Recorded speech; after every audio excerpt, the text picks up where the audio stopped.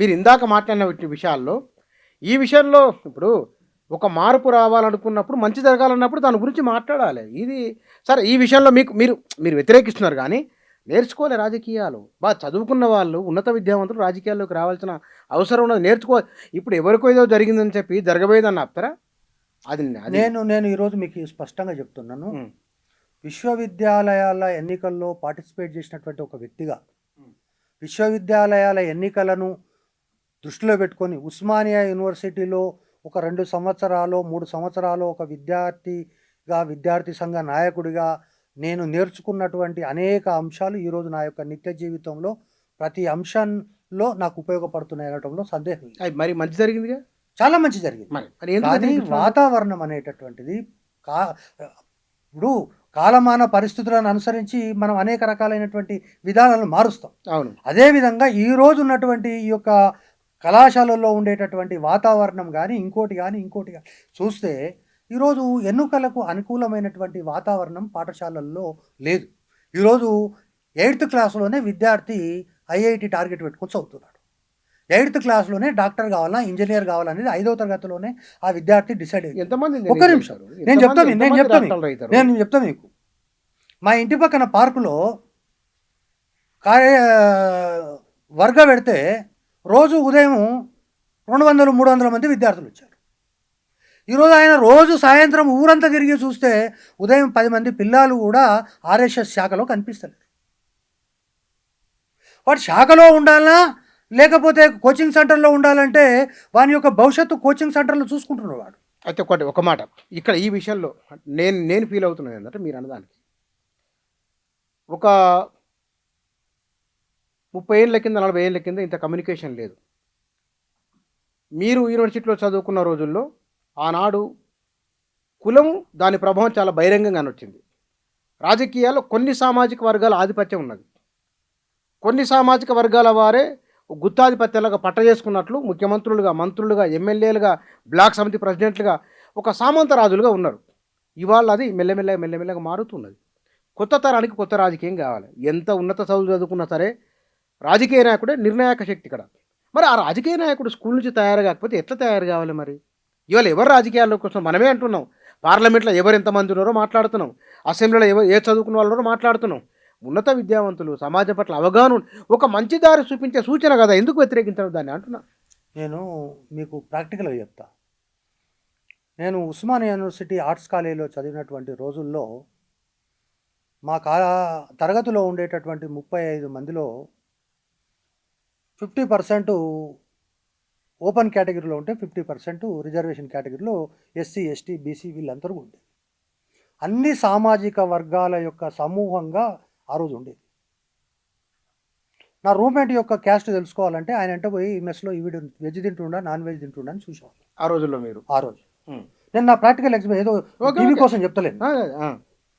కానీ ఈరోజు మారుతున్నటువంటి పరిస్థితులలో ఉస్మానియా యూనివర్సిటీలో నాకు ఫస్ట్ ర్యాంక్ వచ్చింది, నేను ఎకనామిక్స్లో చేరినా అంటే మా ఊళ్ళో నన్నందరూ దారి పొడవునా లుంగి కట్టుకొని పోతుంటే చూసి వెనక నుంచి ముందు నుంచి చూసేవాళ్ళు. ఎందుకు?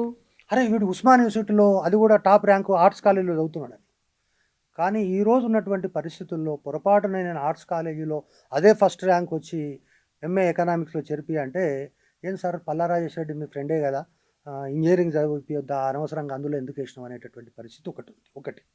రెండవది, ఇప్పుడు ఆ యొక్క సామాజికమైనటువంటి మార్పుల కారణంగా ఈరోజు యూనివర్సిటీకి వస్తున్నటువంటి విద్యార్థులలో 99% మంది ఈ యొక్క చదువుకు అనేక దశాబ్దాలుగా దూరమై మొదటి తరపు విద్యార్థులు ఈరోజు యూనివర్సిటీల్లో ఉన్నారు. అంటే ఆయా సామాజిక వర్గాల నుంచి.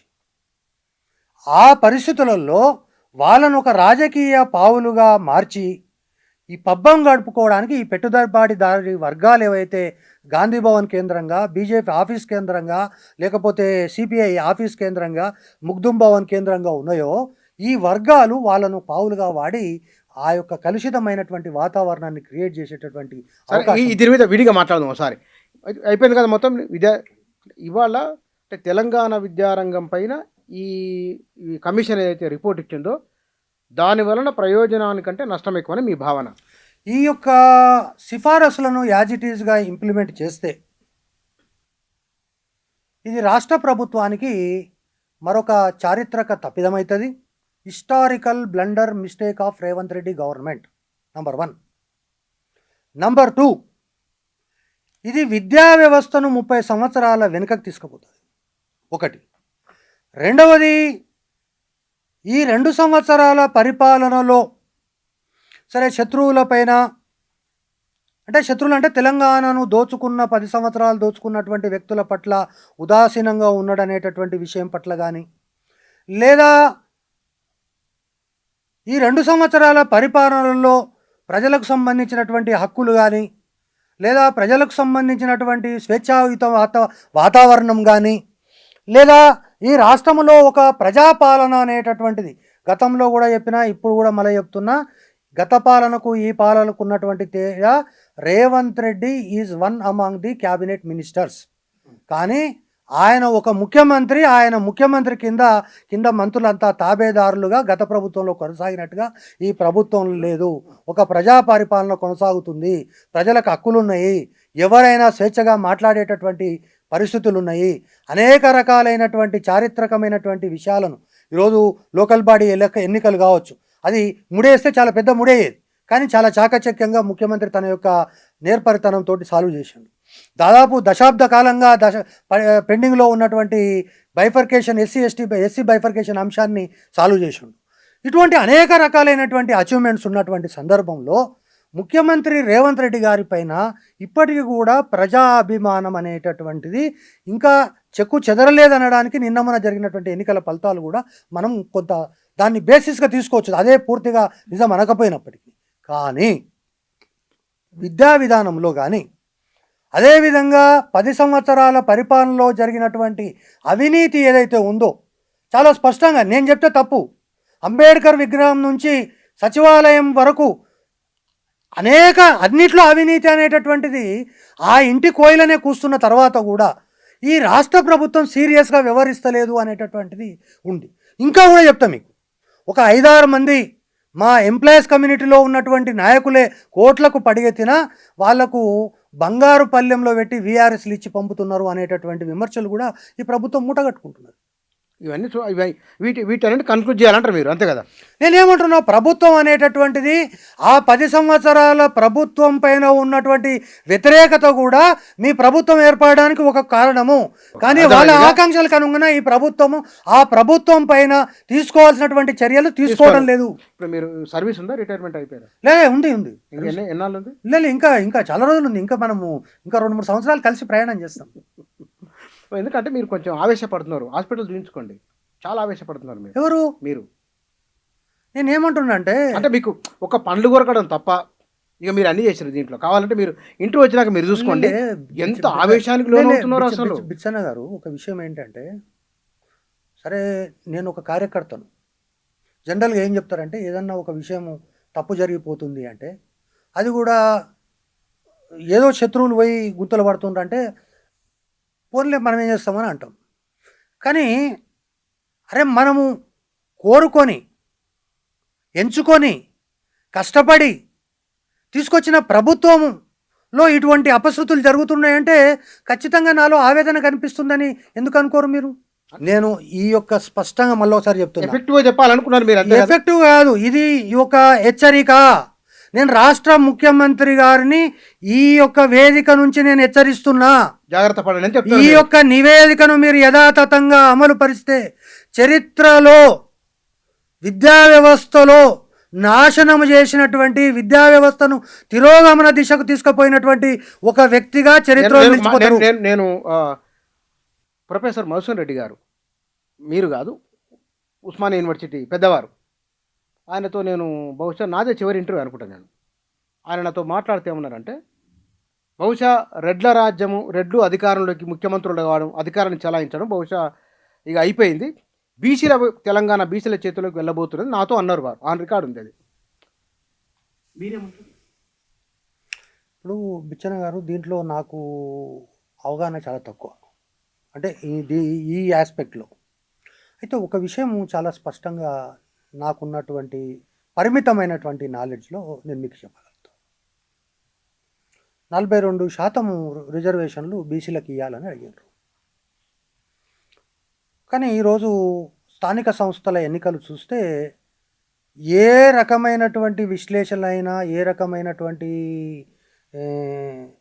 సర్వేలు చెప్పినా సుమారు 60-70% మంది